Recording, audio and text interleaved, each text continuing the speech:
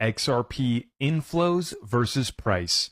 For those of you guys who are wondering how in the world is it possible that we've seen 15 days of straight inflows into the XRP ETFs totaling over $800 million of inflows, yet we're still watching the XRP price stay stagnant or moving down. How could this be? Well, today's video, we're going to answer that question for you guys and break down the difference between the institutional inflows that we're observing and have consistently been taking place for the past 15 days versus the outflows on the centralized exchanges, which will reflect on that public price that we're watching here in the open markets. So without further ado, let's get into the update. Appreciate you guys for stopping by.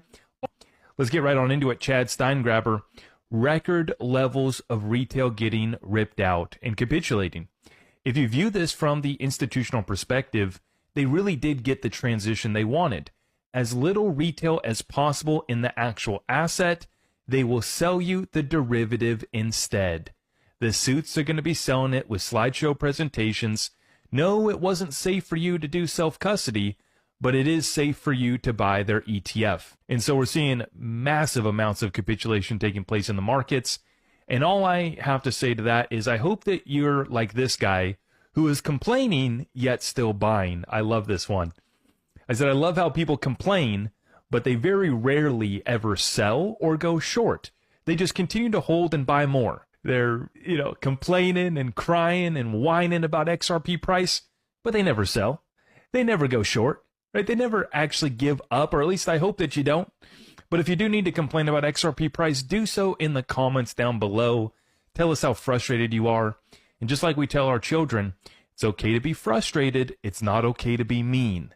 So vent out your frustration in the comments down below. Your attitude is no reflection of the fundamental value of XRP, and the direction that we're moving towards is a much higher price of XRP, despite whether you're having a good or a bad day. And I feel your frustration.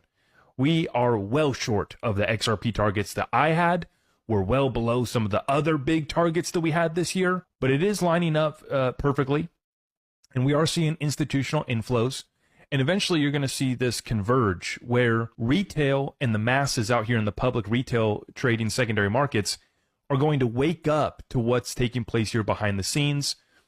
We can't observe the OTC and dark pool flows, but what we can observe is the XRP getting parked behind these ETFs. The XRP that's going to be bought through the new exposure that the CFTC has now opened up, and that's what we're going to break down here next. For the first time ever, spot crypto can trade on CFTC